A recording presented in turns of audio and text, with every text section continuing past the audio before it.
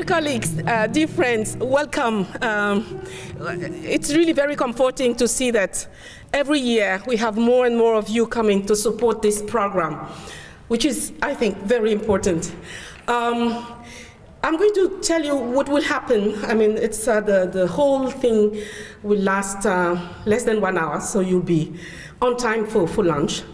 And there are many other things that you'll see there in the restaurant. And we tried as much as possible to make sure that today we realize what we are commemorating, and that we realize that we've got a long way since HIV burst into our lives.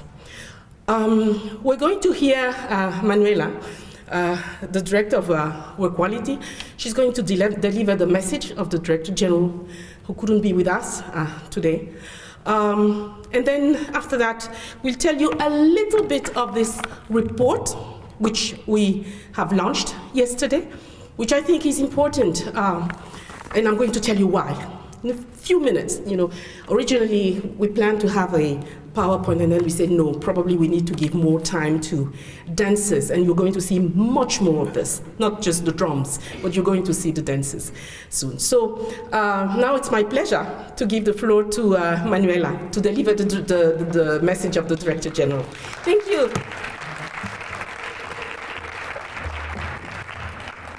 That's it. Yeah, I mean, one of the things I like the most about this annual gathering, getting together, is the music. You always have managed to get the best musicians, really. So thank you for today as well.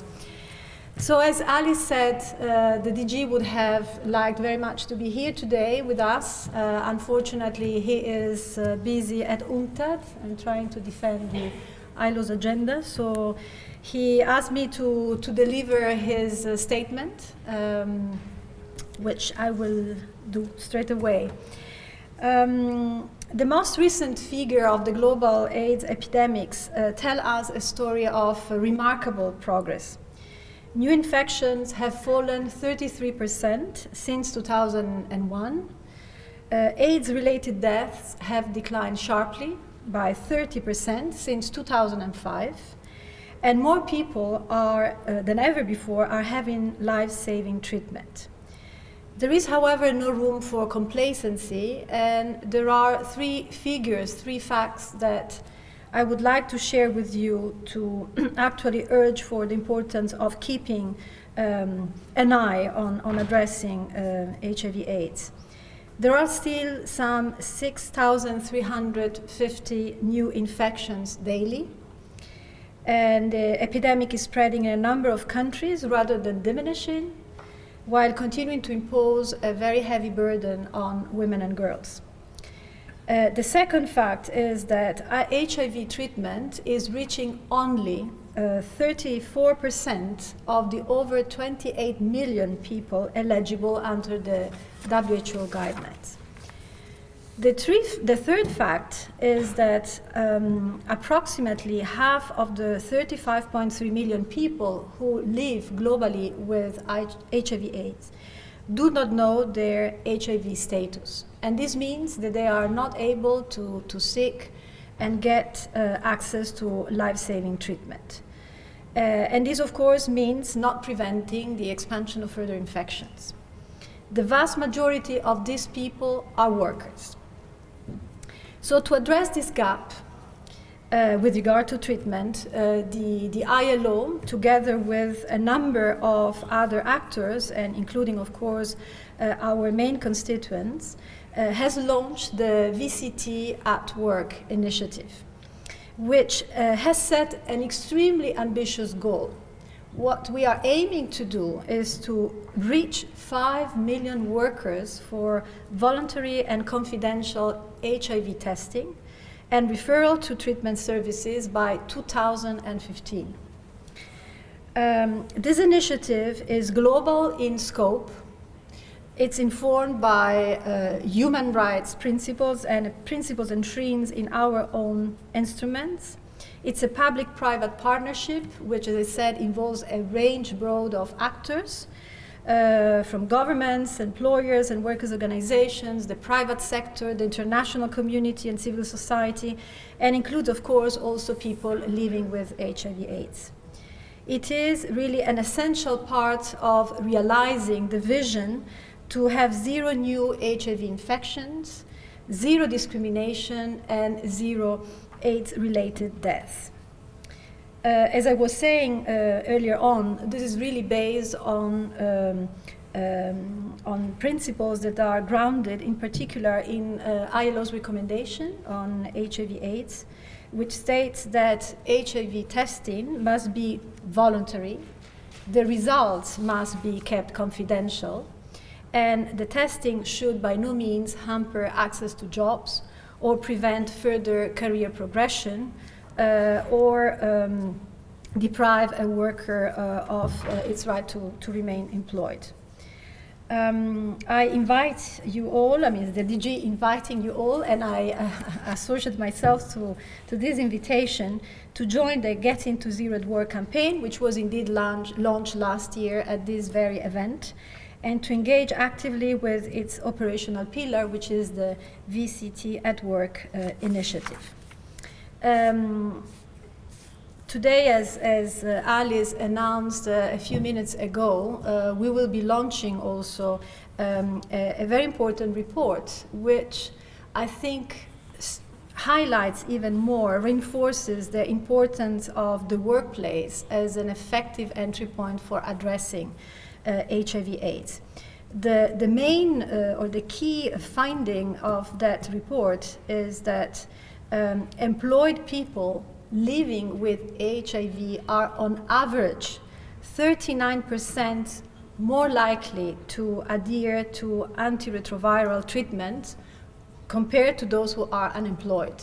This is a major finding, extremely important finding, which actually shows that employment makes a difference and legitimizes even further the role of the ILO in this important undertaking. With an earned income and access to social protection benefits, workers are more resilient to HIV and can continue lifelong treatment. So employment is not only a right, it's part of the treatment. So let's join forces, for together we can make it happen. And I think that now Alice has the floor, right? Thank you.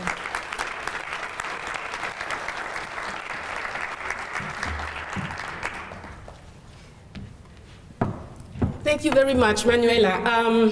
Manuela just gave you the gist of the report, so I was just wondering if it's still necessary for me to tell you a little bit of this report. So you know the key finding is that the workplace is key for treatments and for adherence to treatment. So I'm not going to come back to this, but maybe just to give you the rationale behind this report. 30 years ago, when HIV was really an issue, we were not looking at treatment the same way because treatment was not available. But now we know that the HIV epidemic has turned into something different. It's no longer a death sentence. It used to be. It's no longer a death sentence. It is a chronic, manageable disease. And this is because there was tremendous progress on the medical treatment front. And also a tremendous effort in terms of making this treatment available to more and more people, including in low-income countries. So there was a shift, actually, from donor interest, many actors, towards treatment. And there, we were constantly faced with this question: what has the world of work got to do with treatment? And we just wanted to assess the linkages there are between the employment status of a person living with HIV and their adherence to treatment. The issue with treatment on HIV is that it's a lifelong treatment. When you stop it, when you start it, you shouldn't stop it. You should continue. You should adhere to it. And what the report shows is that the world of work plays a very important role in making sure that the continuum is ensured. So this is what the report is about, and it provides also a lot of recommendations for governments, workers, employers, networks of people living with HIV. You can learn more about the report, and if you want to discuss it a little bit more with us, know that we are all here as ILO aides available. And I'd like my colleagues to just raise their hands so that you realize that who we are and that we are available to provide you with more information on that. And of course, you can read the report if you go to the website. I'd like to acknowledge the presence of many colleagues from outside, colleagues from the Global Fund, colleagues from UNAIDS, from some of the co-sponsoring agencies, and I'd like to thank them all for coming to join us because this is part of the message we want to pass on. There is no way we can come up with a sustainable global response to HIV if we do it outside the world of work. The world of work is key, and we are here to pass on the message. Now we're going to go back to the dancers. I promised we would have just a very short presentation of the report. Let me tell you a little bit about this, the company. There are dancers and musicians of the company called Donsen.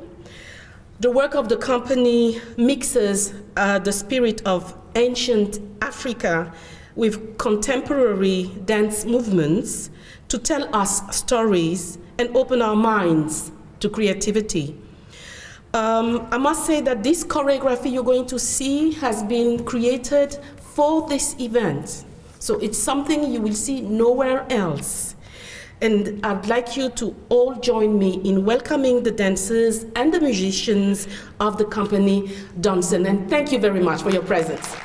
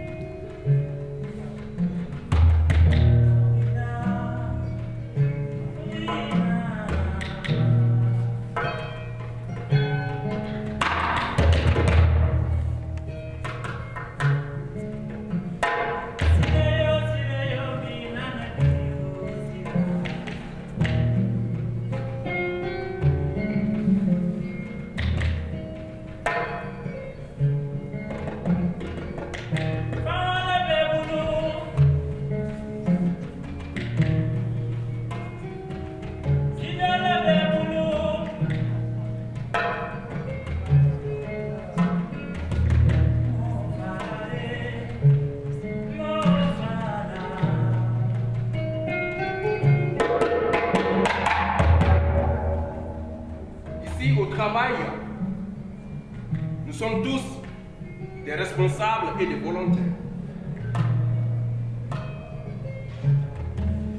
Des responsables, des volontaires. Volontaires, le dépistage, l'aide.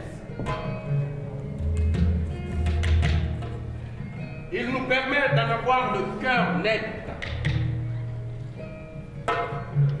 Responsable, le dépistage nous permet d'agir.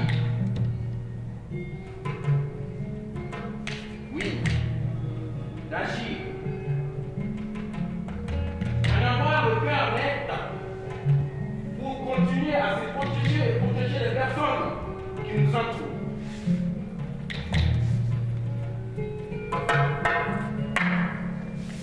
Connaître son statut sérologique.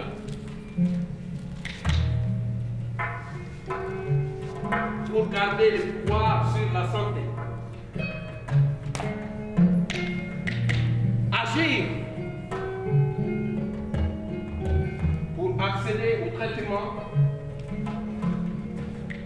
aux soins et aux soutiens.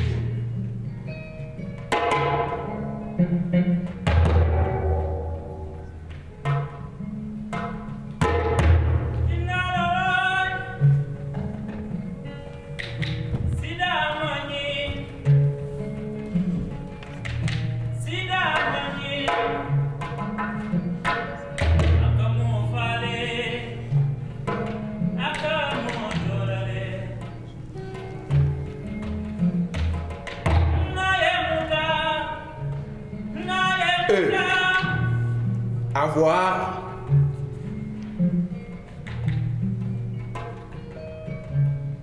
une bonne santé le plus longtemps possible.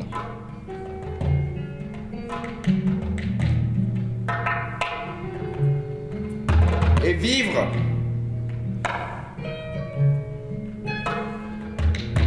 le plus longtemps possible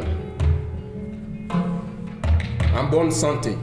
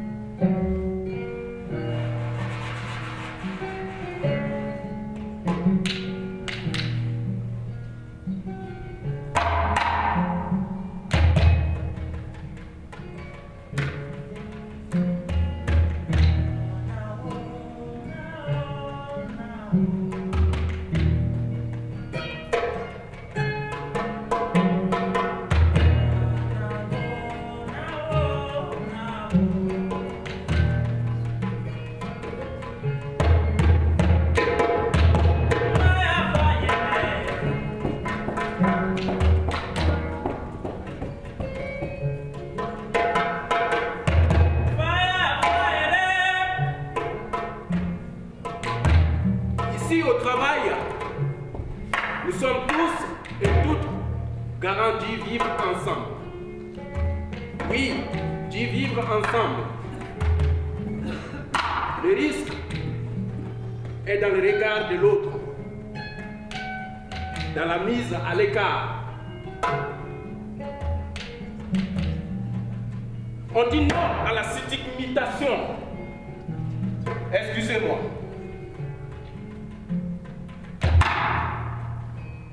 À la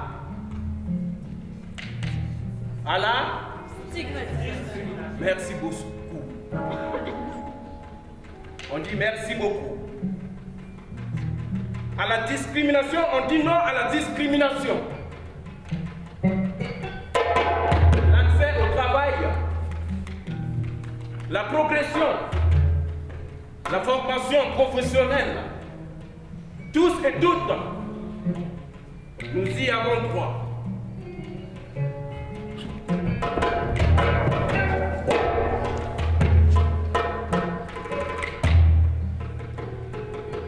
Ici au travail, c'est des regards, des échanges, quoi qu'il en soit. Oui, des regards. Des regards, des échanges. Quoi qu'il en soit.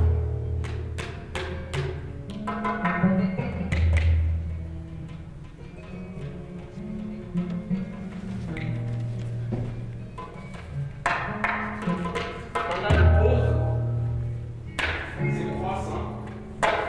Cette passe d'été nous attend, toi et moi. Pendant nos pauses, c'est croissant. Cette tasse d'été nous attend, toi et moi. On dit non à la discrimination. On dit non à la discrimination.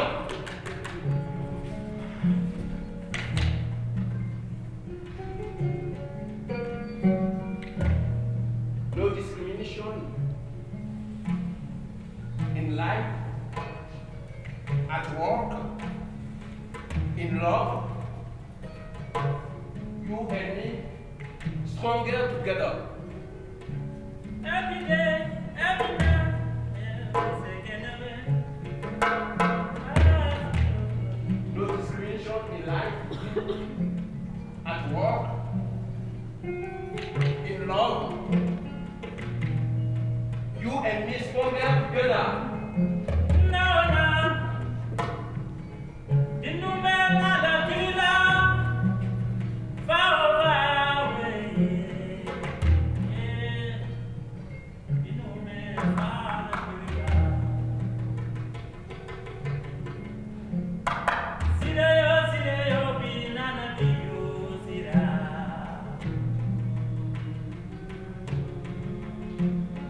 Sileyo, binana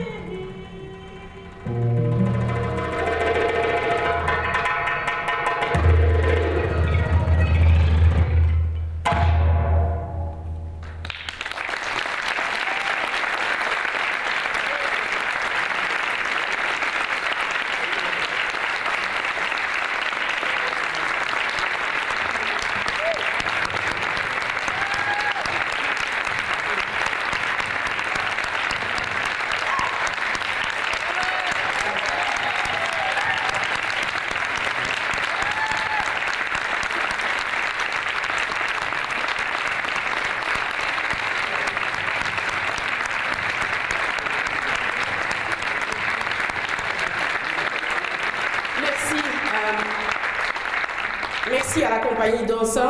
Merci aussi à tous les collègues de tous les autres départements qui tous les ans viennent, sont fidèles au rendez-vous.